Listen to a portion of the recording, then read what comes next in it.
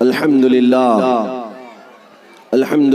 الحنان المنان الذي خلق الإنسان وعلمه البيان والصلاة والسلام على رسوله سيد الإنس والجان وعلى آله وأصحابه ذوي الخير والإحسان أما بعد فأعوذ بالله من الشيطان الرجيم بسم الله الرحمن الرحيم ولا تهنوا ولا تحزنوا وأنتم الأعلون إن كنتم مؤمنين صدق الله مولانا العظيم وبلغنا رسوله النبي الأمين المتين المختار الكريم ونحن على ذلك من الشاهدين والشاكرين والحمد لله رب العالمين۔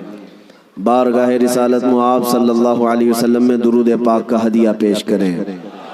اللہم صلی علی سیدنا و مولانا محمد معدن الجود والکرم وآلہ واصحابہ الکرام وابنہ الکریم وبارک وسلم صلاة دائمة سرمدا ابدا۔ مرد حق باطل کے آگے مات کھا سکتا نہیں، مرد حق باطل کے آگے مات کھا سکتا نہیں، سر کٹا سکتا ہے لیکن سر جھکا سکتا نہیں۔ میرے عزیزوں، یہ روحانی اور بارونق منظر اور منبر نور پر جلوہ بار علماء میں اتنے جوشیلے علماء آپ کے پاس موجود ہیں، میری تقریر کی اب چندہ حاجت بھی نہیں ہے۔ نظامت اور شعر و شاعری کے جو شعلے ہیں میرے اندازے کے مطابق کافی دنوں تک آپ کو یہ گرم رکھیں گے۔ میرے عزیزوں، اللہ تعالیٰ تمہارا یہ جذبہ ہمیشہ سلامت رکھے۔ ہمارا ایک ہی مقصد ہے کہ اگر میرے مصطفیٰ کریم صلی اللہ علیہ وسلم کے نام پر ہمارا جوان بیدار ہو گیا تو اچھے اچھوں کی نیند ہم ہو ہی جائے گی۔ بس ہمیں جگانا ہی ہے۔ ہم نہ تلوار کی بات کرتے ہیں نہ بندوق کی بات کرتے ہیں۔ میری تقریریں اٹھا کر کے دیکھ لیں، جن لوگوں کو تکلیف ہے اور ہماری امیج ایک کٹرواد کی طرح پیش کرتے ہیں، ان سے میں کہتا ہوں کب میں نے بم بارود کی بات کی ہے، کب میں نے گولی بندوق کی اور تیز نیزے تلوار کی بات کی ہے؟ کبھی اپنے نوجوانوں کو یہ تمام چیزیں پکڑنے کی بات ہی نہیں کی۔ پھر بھی آپ کو خوف اتنا کیوں ہے؟ پھر بھی آپ کو ڈر اتنا کیوں ہے؟ ہاں، اتنی بات ہے کہ میں یہ ضرور کہتا ہوں کہ ہمارے نبی پاک صلی اللہ علیہ وسلم کے غلاموں کے ہاتھ میں کنکری بھی آ جائے تو بہت قیمتی ہوتی ہے۔ ہاں، ہم نہ تلوار کی بات کرتے ہیں نہ بندوق اور بم بارود کی بات کرتے ہیں، لیکن میرے عزیزوں، دل سے اور سینے سے نکلنے والی باتیں اس سے بھی زیادہ طاقتور ہوتی ہیں۔ یہ دنیا جانتی ہے، یہ دنیا جانتی ہے، اور اسی وجہ سے پورا کربلا کا واقعہ پیش آ گیا۔ آپ کبھی سوچ سکتے ہیں کہ ایک طرف نواسہ رسول امام علی مقام جو بغیر جنگ کے ارادے سے اپنے گھر سے نکلے ہیں، اپنا مختصر سا خاندان لے کر کے نکلے ہیں، لیکن جب وہ کوفہ آنے والے تھے، بیچ راستے میں آپ کو روکا گیا۔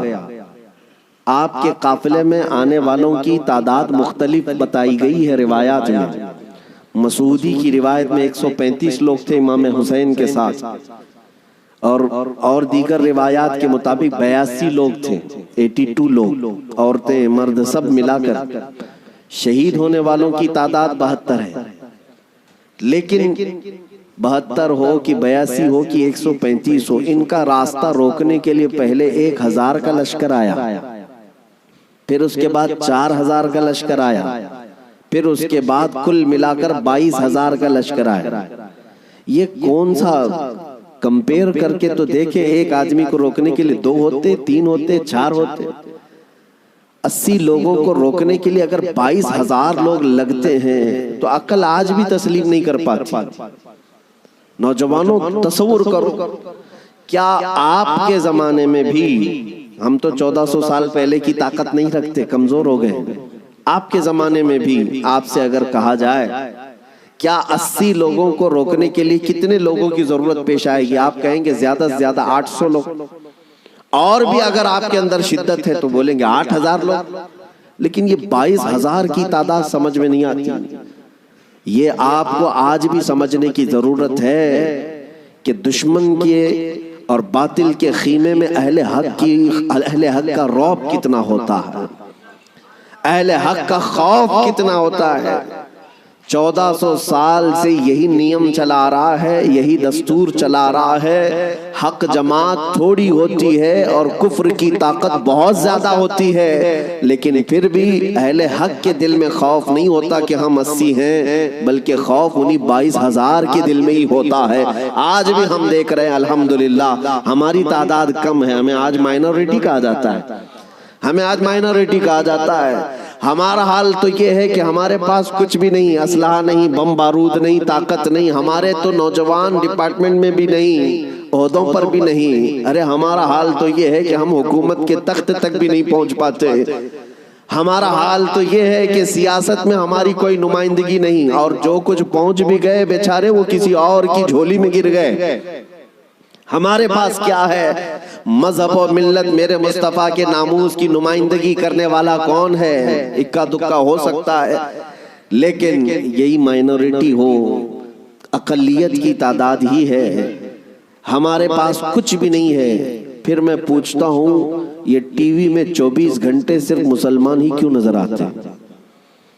میڈیا ان کا ہاٹ ایشو اگر آج کے زمانے کا ہے، کچھ بھی ہو، مسجد ہوگا، برقع ہوگا، داڑھی ہوگی، ٹوپی ہوگی، ہم ان سے پوچھتے ہیں میاں یہ تو بہت تھوڑے سے ہیں ہندوستان میں، ان کی حیثیت یہ ہے کہ پڑھے لکھے بھی زیادہ نہیں ہیں، عہدوں پر بھی زیادہ نہیں ہیں، سیاست میں بھی نہیں ہیں، لیکن پھر ٹیلی ویژن میں کیوں زیادہ ہیں، ٹی وی میں نیوز میں یہ زیادہ کیوں ہیں؟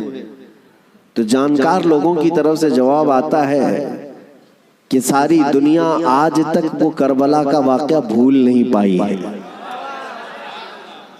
کربلا کا واقعہ بھول نہیں پائی، اس لیے کہ آج بھی ان کو ایسا لگتا ہے کہ اگر ایک بھی غلام حسین کھڑا ہو گیا تو پھر چاہے مقابل میں کروڑوں ہی کیوں نہ ہو، خطرہ اسی ایک سے ہی نظر آتا ہے۔ میرے عزیزو ایک بات یاد رکھنا، ہم مومن ہیں اور ہمارے لیے موت کوئی حادثہ نہیں ہے، ہمارے لیے موت حادثہ نہیں بلکہ امام حسین نے ہمیں یہ سبق دیا ہے، موت ہمارے لیے شہادت ہے۔ اگر حق کی راہ میں کٹ گئے، مر گئے تو یہ ذلت نہیں، عیب نہیں، بلکہ رہتی دنیا تک مولا تمہارے نام کا یہ اعلان فرماتا ہے کہ اسے اب کوئی مردہ نہ کہے۔ جو اللہ کی راہ میں مر گیا اب اسے مردہ بھی کہنے کو منع کر دیا گیا۔ اس لیے یہ تصور ہمارے پاس ہے الحمدللہ۔ اور ایک بات اور بھی میں آپ کو بتا دوں، دنیا کو اگر آج کسی بات کا سب سے زیادہ خوف ہے تو کیا ہے؟ اقبال نے کہا تھا انگریز ہمیں ہزار توڑنے کی کوشش کرتے رہے، مارنے کی، کاٹنے کی، جلا وطن کرنے کی، حکومتیں چھیننے کی، لیکن اخیر میں تنگ آ کر کے کیا کہتے ہیں جانتے ہو؟ انگریزوں کی زبان سے نکلے ہوئے الفاظ کی ترجمانی اقبال کرتا ہے، یوں کہتا ہے شاعر مشرق، یہ فاقہ کش موت سے ڈرتا نہیں ذرا۔ مسلمانوں کے بارے میں انگریز یہ کہتے ہیں یہ فاقہ کش ہے، فاقہ کش کا مطلب ہے بھوکے رہتے ہیں، کھانے پینے کو ان کے پاس ہے نہیں، لیکن معاملہ یہ ہے یہ فاقہ کش موت سے ڈرتا نہیں ذرا، ہاں موت سے ڈرتا نہیں ذرا، روح محمدی اس کے بدن سے نکال دو۔ وہ انگریزی کہتے ہیں کہ روح محمدی نکالو اس کے بدن سے، ان کے کپڑے چھین لو، ان کی جائیدادیں کرک کر لو، ان کے بچے مار دو، ان کی حکومتیں چھین لو، کچھ نہیں ہونا ہے ان کے ساتھ جب تک ان کے سینوں میں عشق محمدی ہے، یہ پھر جمع ہوتے رہے۔ دنیا اس نقطے کو سمجھتی ہے میرے عزیزوں، اس لیے ہمارا وناش کرنے کی جو بات کرتے ہیں، یہ ان کی جب باتیں سنتا ہوں تو ہنسی بھی آتی ہے، مذاق بھی۔ یہ اپنے گوفے میں بیٹھ کر کہتے ہیں کہ ہم 2 سال کے اندر پورے اسلام کا وناش کر دیں گے، ختم کر دیں گے۔ میں اکثر یہ کہا کرتا ہوں ان کو اپنے بدن کی کھجلی مٹانا نہیں آتا، اتنے دین اسلام اور اس کی حقانیت کو مٹانے کی بات کر جاتے ہیں۔ عزیزان گرامی، آپ تمامی حضرات کربلا ابھی سنے ہوئے ہوں گے، عشرہ مجالس میں آپ نے شرکت کی ہوگی، مولا حسین کی داستان کربلا سنی ہوگی۔ اس کے بعد اب جو آپ کو درس لے کر کے کھڑا ہونا ہے وہ کیا ہے؟ وہ فاضل بریلوی امام اہل سنت احمد رضا خان نور اللہ مرقدہ سے سنو، آپ نے یہ میسج دیا تھا، خوف نہ رکھ رضا ذرا تو ہے عبد مصطفیٰ، خوف نہ رکھ رضا ذرا تو ہے عبد مصطفیٰ، تیرے لیے امان ہے، تیرے لیے امان ہے۔ یہ ہم سب کے لیے میسج ہے۔ اگر آپ کو یہ لگتا ہے کہ میں مدینے کے تاجدار کا غلام ہوں تو خوف کو نکال کر پھینکو، کچھ نہیں ہونا ہے۔ یہ پھانسی کے پھندے، یہ جیل کی سلاخیں، یا تلواروں کی چمک، یا گولیوں بارود کی باتیں، یہ سب ہمارے لیے میرے عزیزوں موت کا ڈر نہیں بتا سکتی، اس لیے کہ حضرت مظفر حسین کچوچوی رحمۃ اللہ علیہ نے ایک بات فرمائی تھی، جب ان کو قید کیا گیا تھا جیل میں، تب انہوں نے کہا تھا مظفر کو مقید نہ سمجھ اے سیاد، میری اسیری بھی سنت آبائی ہے، ہمارا قید ہونا بھی ہمارے آبا و اجداد کی سنت ہے۔ اس لیے میں جس جگہ جاتا ہوں نوجوانوں سے ایک ہی بات کا خطاب کرتا ہوں کہ اپنے سینوں سے خوف نکالو، ڈر نکالو، اور اس بات کا یقین تم سے زیادہ کس کو ہے کہ ہمارا رازق اللہ ہے؟ اس سے زیادہ کون اس دنیا میں یقین رکھتا ہے؟ آپ ہیں، مومن ہیں، اللہ کی ذات پر یقین ہے آپ کو، ہمارے دانے دانے کا رازق اللہ ہے، اور ہماری ہر سانس کا مالک اللہ ہے۔ جب تک میرا مولا نہ چاہے یہ پوری طاقتیں مل کر کے میرا بال بھی نہیں نوچ سکیں گی، اور جب رب تعالیٰ کو منظور ہو تو ہم چونٹی سے بھی ہلاک ہو سکتے ہیں۔ یہ قدرت کے فیصلے ہیں۔ میں آپ کو بتاتا ہوں، سیدنا غوث اعظم عبد القادر جیلانی رضی اللہ تعالیٰ عنہ منبر پر خطبہ دے رہے تھے، بڑا مجمع، 70,000 کا مجمع، منبر پر جب خطبہ دے رہے تھے، عین خطبے کے دوران چھت پر سے ایک نہایت ہی کالے قسم کا سانپ نمودار ہوا، جس کی ہیبت ایسی تھی کہ مجمع میں سے لوگ ادھر سے ادھر ہونے لگ گئے۔ اس سانپ کی دہشت سے لوگ گھبرا گئے، لیکن وہ سانپ چھت سے اوپر سے آتے آتے سیدھے سرکار غوث پاک کے کندھے پر آ گیا، غوث پاک کے کندھے پر آ گئے، نہایت ہی کالے قسم کا زہریلا سانپ، جس کو دیکھ کر مجمع منتشر ہو رہا۔ غوث پاک خطبے میں مصروف ہیں، اور اس کے بعد وہ سانپ آپ کے گردن سے آپ کے جبے میں داخل ہوا، آستین میں گیا، سینے پر آیا، دوسرے آستین میں گیا، گردن میں آیا، اس کے بعد تھوڑی دیر کے بعد وہ واپس ادھر ہی گیا۔ غوث پاک کے ایک جملے میں بھی لغزش نہیں ہے، خطبہ جس طرح چل رہا تھا اسی طرح چلتا رہا، اور اس کے بعد اس سانپ نے فصیح عربی میں آپ سے کلام کیا، کہا ہے عبد القادر میں آزمائش کے لیے آیا تھا، اس سے پہلے میں نے کئی لوگوں کو آزمایا، ان کے یا تو زبان میں لکنت آ گئی، یا تو پیر ہل گئے، یا تو پھر اپنا بیان چھوڑ دیا، لیکن تمہارا حال تو یہ ہے کہ ایسا لگتا تھا کہ تمہارے جسم پر کوئی چیز آئی نہیں۔ غوث پاک رضی اللہ تعالیٰ عنہ مسکرائے، خطبہ جاری رکھا۔ لوگوں نے پوچھا غوث پاک سے کہ یہ کیا تھا، اتنا بھیانک سانپ آپ کے جسم پر آیا، آپ کے جسم پر کوئی جنبش بھی نہیں، لغزش بھی نہیں۔ سرکار غوث پاک رضی اللہ تعالیٰ عنہ مخاطب ہوتے ہوئے ارشاد فرماتے ہیں، میرا نام عبد القادر ہے، میں قادر کا بندہ ہوں۔ کس کا بندہ؟ قادر کا بندہ، قدرت پر یقین رکھتا ہوں۔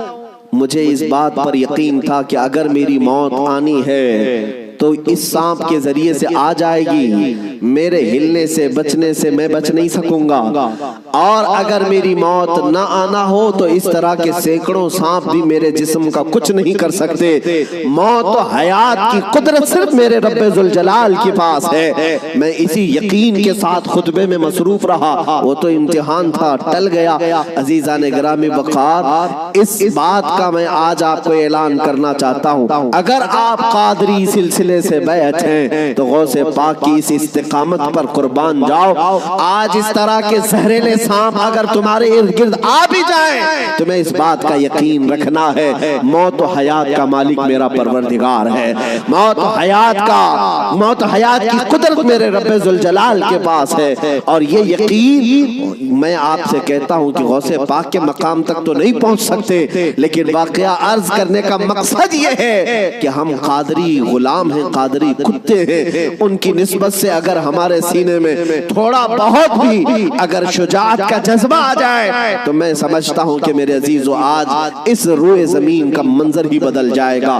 لوگ دیکھ چکے تمہیں ڈرا کر کے، دھمکا کر کے، انہیں یہ اندازہ ہو گیا ہے کہ یہ تھوڑے پیسوں میں بک جاتے ہیں یا خوف سے تھر تھراتے ہیں، ڈر کر کے بھاگ جاتے ہیں، اس لیے دنیا تمہیں ڈراتی ہے، دھمکاتی ہے۔ لیکن جس دن تمہارے قدم ڈگمگانے سے رہ گئے، میں یقین کے ساتھ کہتا ہوں بجلیاں آئیں گی، طوفان آئیں گے، لیکن تمہارا کچھ نہیں ہو سکے گا۔ اللہ کریم تمہارے استقامت پر مدد نازل فرمائے گا، اس لیے کہ قرآن میں وہ کہتا ہے ان الذین قالوا ربنا اللہ ثم استقاموا تتنزل علیہم الملائکہ، بے شک جو لوگ اللہ کو یہ کہتے ہیں کہ ہمارا رب ہے اور پھر اس پر جمے رہتے ہیں، مولا فرماتا ہے ان کی حفاظت کے لیے مولا فرشتے نازل فرماتا۔ جمے رہنا، استقامت، ڈٹے رہنا، یہ آج تمہاری ضرورت ہے میرے عزیزوں۔ طوفان آئیں گے، آندھیاں آئیں گی، لیکن یہ نہیں ہے کہ تم میدان چھوڑ کر بھاگ جاؤ۔ دیکھو موت تو آنی ہے، کسی ہاسپٹل کے بیڈ پر آئے گی یا گھر کی چٹائی پر آئے گی، کہیں نہ کہیں آنا ہے، یا کسی حادثے میں یا کسی بیماری میں۔ لیکن اگر قسمت سے موت اس حال میں آئے کہ میں میرے نبی کا پرچم بلند کر رہا ہوں، نبی پاک کی عزت کی بات کر رہا ہوں، اور اگر اس حال میں موت آئے تو اس موت کا کیا کہنا؟ میرے عزیزوں، بزرگوں نے فرمایا جو ناموس رسالت پر مر جاتا ہے، روح نکلنے سے پہلے وہ اپنے سرانے پر مصطفیٰ کریم کا دیدار بھی کرتا ہے، نبی پاک صلی اللہ تعالی علیہ وسلم کا دیدار کرے گا۔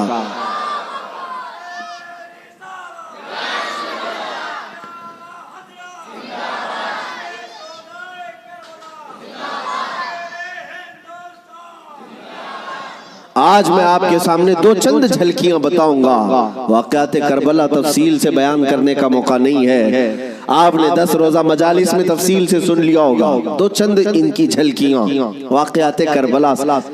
اور ایک بات میں بتا دوں، کربلا کے واقعات ماتم کرنے کے لیے نہیں سنائے جاتے، ہاں صرف اور صرف واویلا مچھانے کے لیے نہیں، غم اپنی جگہ پر۔ میرے عزیزوں، ہم سے زیادہ غم کون کرے گا؟ مولا حسین کا، اس لیے کہ ہم اہل سنت و جماعت ہیں، ہم سردار نوجوانان جنت کے سردار سیدنا امام علی مقام کی شہادت کا کیا غم نہیں کرتے؟ غم ضرور کرتے ہیں، لیکن آج واقعات کربلا کو سننے والے اور بولنے والے دونوں کے لیے میں آج ایک بات بتا دوں، صرف اور صرف رونے دھونے کے لیے واقعات نہیں بیان کیے جاتے، بلکہ ہر بزدل کو جوان شیر بنانے کے لیے واقعات کربلا سنائے جاتے۔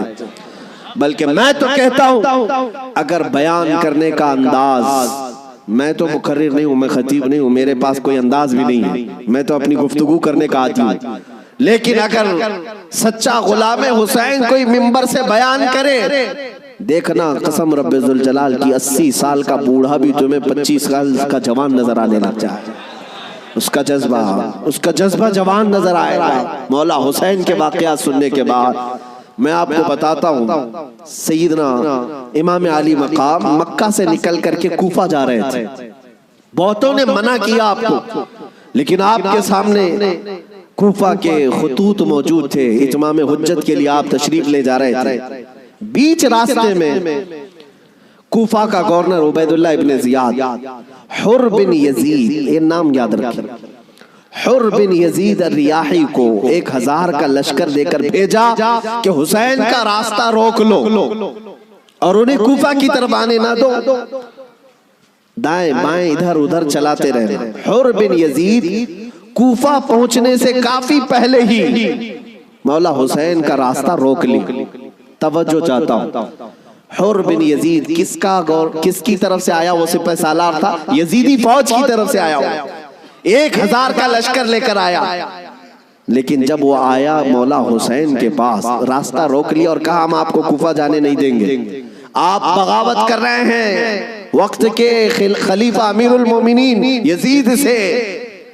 ان کے ذوم باطل میں یہی تھا، اور اس کے بعد وہ راستہ روکے اتنی دور تک چلتا رہا، کبھی دائیں کبھی بائیں۔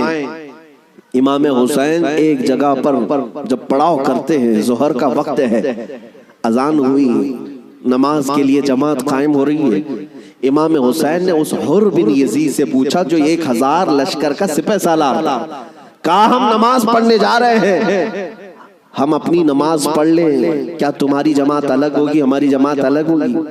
حر بن یزید نے کہا نہیں, امام آپ ہی ہوں گے, ہم مقتدی ہوں گے, اقتدا ہم کریں گے. امام حسین مصلی پر ہیں, راستہ روکنے کے لیے جو آیا ہے یزید کا سپہ سالار, وہ اقتدا کر رہا ہے 1000 لشکریوں کے ساتھ اقتدا کر رہا ہے, ظہر میں بھی, عصر میں بھی, مغرب میں بھی, عشاء میں بھی, کنٹینیو جو نمازیں ہوتی ہیں نماز امام حسین ہی پڑھاتے ہیں, اور راستہ روکنے کے لیے آیا ہوا یزید کا سپہ سالار اقتدا کر رہا ہے. میں علماء سے کہتا ہوں میرے عزیزوں, بڑا عظیم نکتہ ہے, اگر حسین کے سچے وفادار ہو تو آج بھی ہزاروں یزیدی تمہاری بھی اقتدا کرنے کو تیار ہیں, کرتے ہیں, مجبور ہیں.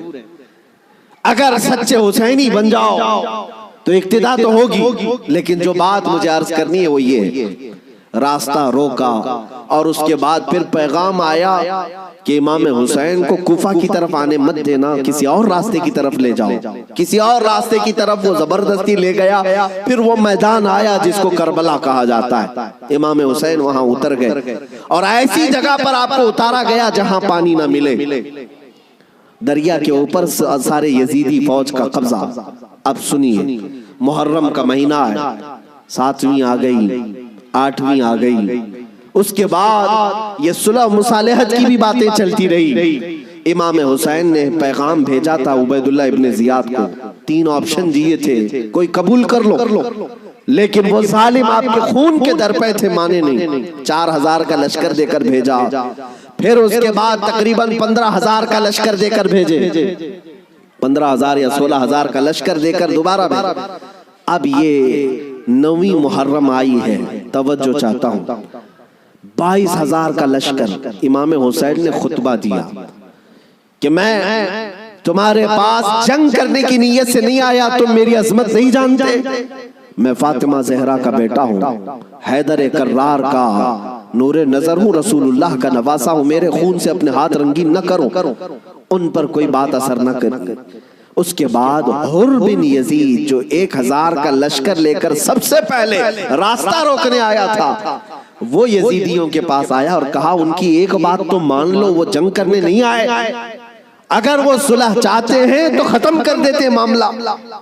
لیکن یزیدی فوج کے جو بڑے سپہ سالار تھے, عمرو بن سعد یا شمر, ان لوگوں نے کہا اے حر, تجھے مصالحت کرنے کے لیے نہیں بھیجا گیا ہے, تجھے فوجی بنا کر بھیجا گیا ہے, لڑنا ہے تو ہمارے ساتھ لڑو ورنہ یہاں سے دفع ہو جاؤ. جب یزیدی فوج کے بڑے سپہ سالاروں نے حر بن یزید کی بات نہیں مانی تو سنو, پورے مجمع میں وہی حر جو یزید کا سپہ سالار تھا اعلان کرتا ہے تمہاری سپہ سالاری تمہیں مبارک ہو, میں حسین کے خیمے میں جاتا ہوں.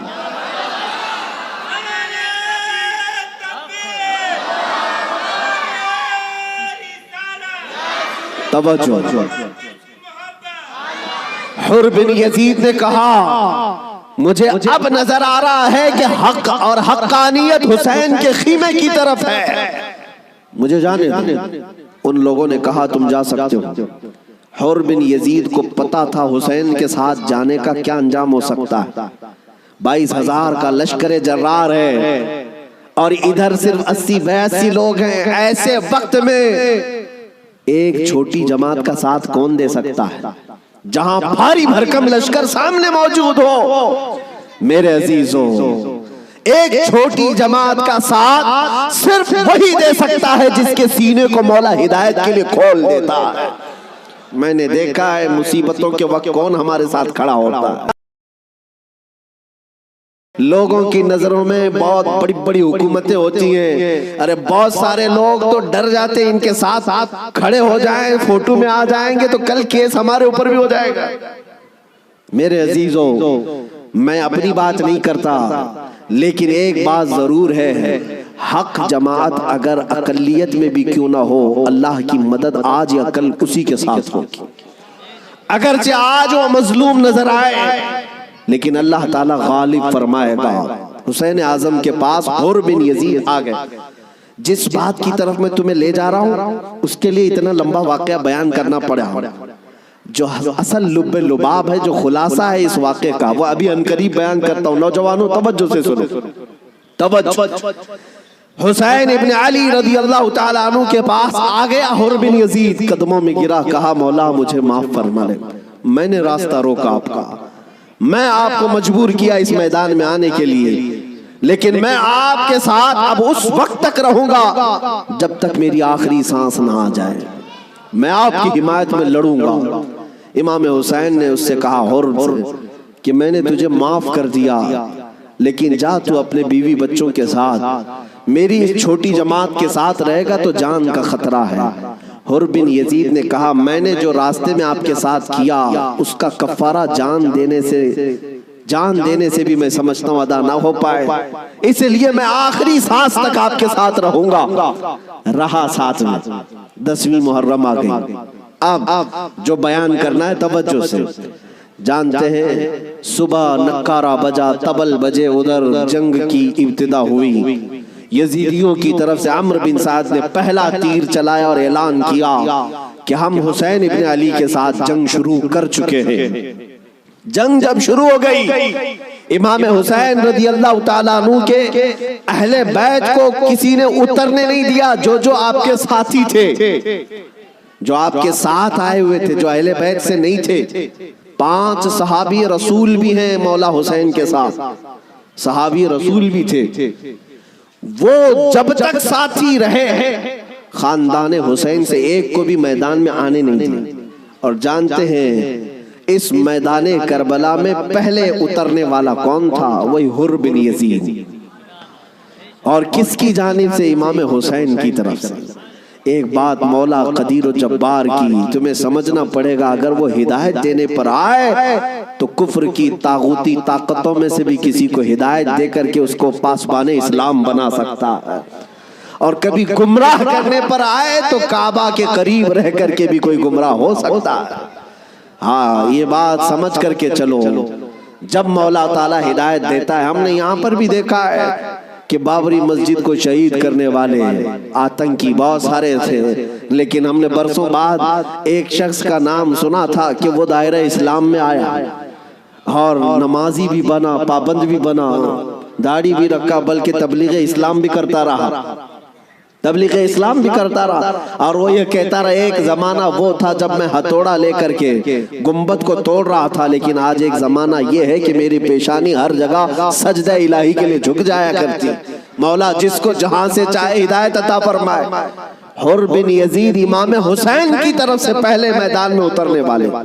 اب میں آتا ہوں اسی بات پر جس کے لیے میں اتنا لمبا واقعہ آپ کو سنایا. مقابلہ دو بدو تھا، ایک کے بعد دیگرے مقابلہ تھا. حر بن یزید جب گھوڑے پر سوار ہو کر مقابلے کے لیے آیا تو یزیدیوں کی طرف سے پہلوان آتے رہے، سپاہی آتے رہے، مقابلہ کرتے رہے. یہ تنہا حر بن یزید کا مقابلہ صبح سے لے کر کے دوپہر تک چلتا رہا. باقی بہت سارے مقابلے ہوئے، تھوڑی تھوڑی دیر کے بعد سب جام شہادت نوش کرتے رہے، یہ زوال کے بعد. لیکن حر بن یزید کا مقابلہ صبح سے چلتا رہا. اور میں نے جب تاریخ میں یہ بات پڑھی تو مجھے حیرت ہوئی کہ تنہا حر بن یزید اکیلے گھوڑے پر آیا اور یزیدیوں سے ایک کے بعد دیگرے لڑتا رہا. گھنٹوں کے مقابلے کے بعد جن لوگوں کو حر بن یزید نے مارا تھا ان کی لاشیں گنی گئی تو 120 لاشیں پڑی ہوئی تھی. یہی بات مجھے کرنا ہے، یہی بات مجھے کرنا ہے. تنہا ایک حسینی 120 کو مار گرا سکتا ہے کربلا کے میدان میں. تم صرف یہ سنتے ہو کہ حسین اعظم کے بچے شہید ہو گئے، لیکن حسینیوں نے جن کو کاٹا ہے وہ کیوں نہیں سنتے؟ وہ کم نہیں تھے، بہتوں کو فنا فی النار کیا. اب جو بات کہنی ہے وہ یہ ہے، حر بن یزید خاندان حسین سے نہیں ہے، اہل بیت سے نہیں ہے، انصار میں سے بھی نہیں ہے جو ساتھی وہاں سے آئے تھے، بلکہ ایک دن پہلے توبہ کر کے حسینی بنا تو دوسرے دن کی طاقت کا حال یہ ہے.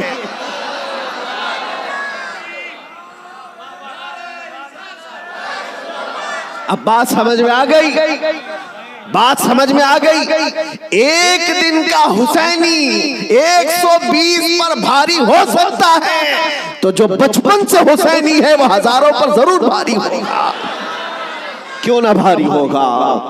اعلیٰ حضرت فاضل بریلوی رضی اللہ تعالیٰ عنہ نسبت قادریت پر فخر کرتے ہوئے کہتے ہیں، کیا دبے جس پہ حمایت کا ہو پنجہ تیرا، شیر کو خطرے میں لاتا نہیں کتا تیرا۔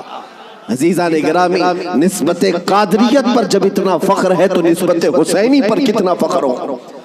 مولا حسین کی نسبت نے اچھے اچھوں کو جوان کر دیا، اور ان کے سگے بھتیجے امام قاسم نے، جانتے ہو عمر کیا تھی امام قاسم کی؟ یہاں بیٹھے ہوئے اکثر لوگ عمر میں بڑے ہوں گے بہت سارے، 19 سال کی جوانی تھی، 19 سال کی جوانی۔ تاریخ نگاروں نے لکھا ہے امام قاسم جب گھوڑے پر بیٹھ کر کے آئے تھے تو یزیدی خیمے میں ایسی کھلبلی مچی، لوگ یہ کہتے تھے کہ قاسم بن حسن، امام حسن کے بڑے بیٹے امام قاسم، میں نے یہ بھی روایت پڑھی، امام قاسم جب گھوڑے پر صرف پہلو بدلتے تھے، پہلو بدلنے، گھوڑے پر ادھر سے ادھر اس طرح پہلو بدلنا، تو یزیدی خیمے کے لوگ کہتے ہیں جب قاسم بن حسن گھوڑے پر پہلو بدلتے تھے تو ایسا لگتا تھا کہ بجلی چمک رہی ہے، بجلی چمک رہی ہے۔ یہ خوف سینوں میں ہزاروں کے ہونے کے باوجود کس نے طاری کیا؟ میرے عزیزو، وہ رب ذوالجلال ہے، غالب حکمت والا، جس نے قرآن میں فرمایا وَلَا تَهِنُوا وَلَا تَحْزَنُوا وَأَنْتُمُ الْأَعْلَوْا إِن كُنتُم مُؤْمِنِينَ، تم گھبراؤ مت، پریشان مت ہو، مولا فرماتا تم ہی غالب رہو گے اگر تم سچے ایمان والے ہو، اگر تم میرے مصطفیٰ کریم صلی اللہ علیہ وسلم کے سچے غلام ہو۔ لوگ تو صرف کربلا کے میدان میں یہ دیکھتے ہیں کہ امام حسین کی شہادت ہو گئی، علی اصغر کی شہادت ہو گئی، علی اکبر کی شہادت ہو گئی، عباس علمبردار کی شہادت ہو گئی، یہ شہادتیں اپنی جگہ پر، لیکن اگر کمپیریزن میں میں اگر بتاؤں کس نے کتنوں کو مارا تھا، کس نے کتنوں کو زخمی کیا تھا، تو پھر تمہیں پتہ چلے گا کہ وہ کٹ کر کے بھی فتح یاب تھے، وہ شہید ہو کر کے بھی فتح یاب تھے، اس لیے کہ یزیدیوں کے پاس بولنے کے لیے منہ نہیں ہے۔ اگر کسی یزیدی کو پوچھے کہ تم کس کے ساتھ لڑنے کے لیے گئے تھے تو یہ کہیں گے 80 لوگوں کے ساتھ۔ کتنے لوگوں کے ساز و سامان کے ساتھ گئے تھے؟ کہیں گے 22,000 کے ساتھ۔ تو دنیا آج بھی ہنسے گی، 80 لوگوں سے لڑنے کے لیے 22,000 گئے تھے، کیا کیا لے کر گئے تھے؟ ہاتھی بھی تھے، گھوڑے بھی تھے، نیزے بھی تھے، تلواریں بھی تھی، بھالے بھی تھے، سب تھا۔ پھر اگر تم سے پوچھا جائے ساز و سامان کے ساتھ سہولتیں کیا تھی، یزیدی کہیں گے پورا پانی ہماری طرف تھا، دریائے فرات بھی ہماری طرف تھا، کھانا بھی ہماری طرف، پانی بھی ہماری طرف۔ پھر دنیا پوچھے گی ادھر کے خیمے میں حسین کتنی تیاری کے ساتھ آئے تھے، تو تمہیں منہ جھکا کر کہنا پڑے گا ان کے پاس صحیح قسم کے نیزے اور تلواریں بھی نہیں تھی، اور گھوڑے اور ہاتھی اور اونٹ بھی نہیں تھے، ان کے پاس تو 3 دن کی بھوک بھی تھی، پیاس بھی، اور اس کے علاوہ ان نوجوانوں کے پاس بھوک و پیاس کی شدت کے ساتھ ساتھ ساز و سامان جنگ بھی نہیں تھا۔ تب دنیا آج بھی کہے گی بھلا اس کو جنگ کہتے ہیں، بھلا اس کو مقابلہ کہتے ہیں۔ وہ حسینی اگر تمہارے ساتھ مقابلہ نہ بھی کرتے تب بھی قیامت تک حسین کی فتح کا پرچم لہرا رہا ہوتا، لیکن آج دنیا یہ دیکھ کر کے بھی کہتی ہے چلو تخت و تاج کے مالک ہونے کو اگر آج دنیا یہ کہتی ہے طاقت والے فتح یاب ہیں، حکومت والے فتح یاب ہیں، تخت والے فتح یاب ہیں، توجہ سے یہ بات میں آج ذمہ داری کے ساتھ کہہ رہا ہوں، کل کو اگر مجھے کوئی پھانسی پر چڑھائے، کل کو اگر مجھے کوئی گولی مارے تو یہ بات میری یاد رکھنا میرے عزیزو، ظالموں کی حکومت زیادہ دیر تک نہیں چلتی۔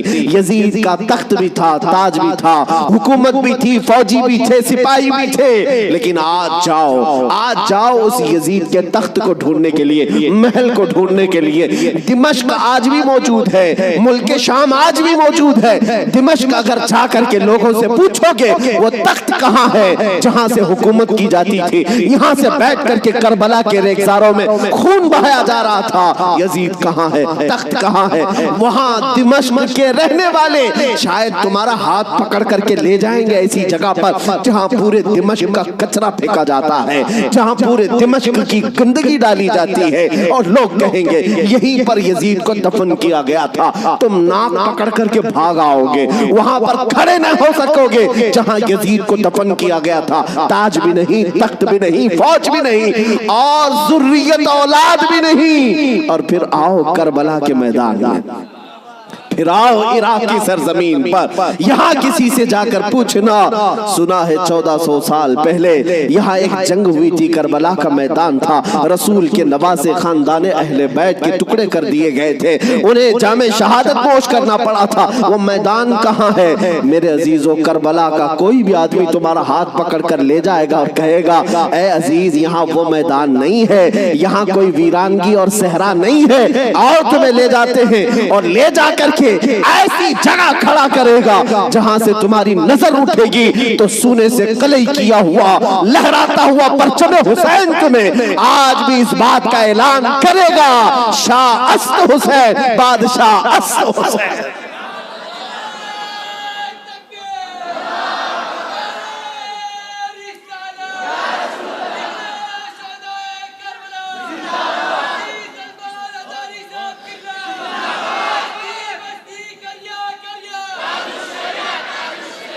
جانتے ہو بہت سارے بچے، بہت سارے نوجوان کسی نہ کسی شخصیت کو اپنا آئیڈیل بناتے ہیں بچپن سے۔ الحمدللہ میں یہ تحدیث نعمت کے لئے کہہ رہا ہوں، اللہ میری ماں کو سلامت رکھے، جن سے میں نے واقعات سنے ہیں تو خالد بن ولید کے سنے تھے، اور ہمارے آئیڈیل جو بزرگ ہیں اس میں مولا امام حسین ہیں، ہم نے ان کو آئیڈیل بنایا ہے، آپ بھی بنا لو، اس لیے کہ ان لوگوں کو جس نے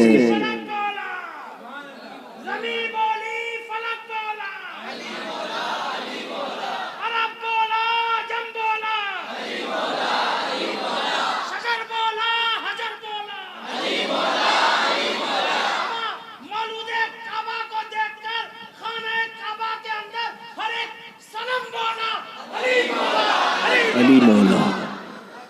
عزیزان گرامی وقار، آپ کو یہ بات یاد رکھنی ہوگی کہ جس نے جس کو آئیڈیل بنایا اور نمونہ بنایا ہے اس کے اندر اسی طرح کی عادتیں بھی آتی ہیں، اسی لیے میرے آقا صلی اللہ علیہ وسلم نے ارشاد فرمایا اپنی صحبتیں ڈھونڈ کر کے بناؤ، دوست بھی بناؤ یا کسی کے پیچھے چلو تو پہلے دیکھ لو۔ یہ آج میں بچوں سے کہتا ہوں، تم گلیمر کی دنیا میں جن لوگوں کے پیچھے بھاگتے ہو سمجھتے ہو کہ یہ ایکٹر سٹار ہے، اس کے پیچھے بھاگنا ایک فیشن ہے، بھاگتے رہو گے ایسے گڑھے میں گر جاؤ گے جہاں سے نکلنا ہی مشکل ہے۔ ہم نے دیکھا ہے ان دنیاوی مکاروں اور عیاروں کے پیچھے بھاگنے والے نوجوان کبھی سکھ سے نہ رہ سکے، اور ان کی حیثیت کیا ہے؟ فلموں میں آ کر کے تھرک کر کے ناچ کر کے مجرے دکھا کر کے اگر لوگ یہ سمجھتے ہیں کہ یہ بہت بڑے سٹار ہیں، میرے عزیزو ذرا حسن بکھرنے تو دو، بڑھاپا آنے تو دو، اور جب پھر جھریاں پڑ جائیں، کمر ٹیڑھی ہو جائیں تو پھر ہم دیکھتے ہیں کتنے فین ہیں تمہارے۔ لیکن مجھے یقین ہے مولا حسین کا غلام 80 سال کا بھی ہو جائے تو اس کے فین کی کمی نہیں ہوتی، اس کے فینز کم نہیں ہوتے۔ اور ہم نے اپنی زندگی میں حضور تاج الشریعہ کو دیکھا، میرے عزیزوں دیکھا ہے آپ حضرات نے، حضرت کی عمر تقریباً 70 کے اوپر تھی، 74 سال کی عمر میں، اور بال پورے سفید ہیں، 2 لوگ پکڑ کر کے چلاتے ہیں، لیکن ہم نے دیکھا ہے جس طرف سے گزر جائے لاکھوں صرف ایک جھلک دیکھنے کے لیے بے قرار۔ ان نوجوانوں سے پوچھو، دنیا تو فلم سٹاروں کے پیچھے بھاگتی ہے اور تم 70 سال کے اوپر اس بزرگ کو دیکھنے کے لیے بےتاب ہو، بے قرار ہو۔ اور حد تو یہ ہے میرے عزیزوں، نہ ان کے آنے کا کوئی پرچار، نہ سوشل میڈیا کا زمانہ، نہ فیس بک واٹس ایپ اور انسٹاگرام میں ہے، ان کے آنے کی جانے کی خبریں نہ ان کے جلسوں کی خبریں ہیں، لیکن پھر بھی آپ نے دیکھا کہ پورا زمانہ ٹوٹ پڑتا تھا۔ وہ جب جہاں گئے، یہی کی بات نہیں ہے، میں حضرت کے ساتھ مصر میں بھی دیکھا، اور حج میں نے الحمدللہ پہلا حج حضرت کے ساتھ کیا۔ طواف کے بعد وہ سادے لباس میں اتر کر کے نیچے اپنی کار میں بیٹھنے کے لیے آ رہے ہیں، ویل چیئر پر ہے، لیکن ایسے لوگوں کو میں بھاگتے ہوئے دیکھا جو ہندوستانی بھی نہیں، پاکستانی بھی نہیں، بنگلہ دیشی بھی نہیں، ترکی کی عورتیں اور ترکی کے مرد آپ سے مصافحہ کرنے کے لیے، دیکھنے کے لیے بھاگتے ہوئے پیچھے تک آئے۔ میرے عزیزو، ترکی میں جمال کم نہیں ہے، ترکی میں خوبصورتی کم نہیں، ہر آدمی گورا ہے، ہر آدمی خوبصورت ہے۔ اگر کوئی یہ سمجھتا ہو کہ حضور تاج الشریعہ کو لوگ اس لیے دیکھنے کے لیے آتے تھے کہ نہایت ہی رنگ کے آپ حسین و جمیل تھے، میرے عزیزو، ترکیوں کے پاس حسن ہے، شامیوں کے پاس حسن ہے، مصریوں کے پاس حسن ہے، لیکن ان کو بھی ہم بے تاب و بے قرار دیکھا ہے، ہم نے دیکھا ہے۔ اسی وقت ہم نے، میرے پڑھنے کا زمانہ تھا، ان ترکیوں سے میں نے پوچھا تھا، وہ صحیح طریقے سے عربی بھی نہیں جانتے اور صحیح طریقے سے انگلش بھی نہیں جانتے، لیکن ٹوٹی پوٹی جو بھی ان کو عربی آتی۔ ہم نے پوچھا ان کو جانتے ہو، ان کو جانتے ہو، ان کو ملنے کے لیے تم دوڑے آئے؟ کہا جانتے تو نہیں، فوٹو میں کبھی دیکھا، فوٹو تو ہوتا ہی نہیں، کہیں کوئی ویڈیو دیکھا نہیں، پھر کیوں؟ کہتے ہم نے طواف میں بیٹھے بیٹھے دیکھا، ان کی طرف ہمارا دل کھینچا جا رہا تھا۔ میرے عزیزو، جو حسین اعظم کا غلام ہو، غوث پاک کا سچا غلام ہو، مولا کریم اس کے چہرے میں یہ کشش رکھتا ہے، چاہے وہ 80 سال کا ہو یا 90 سال کا ہو، وہ دنیا کو اپنی طرف کھینچ لیتا ہے، وہ کھینچ لیتا ہے۔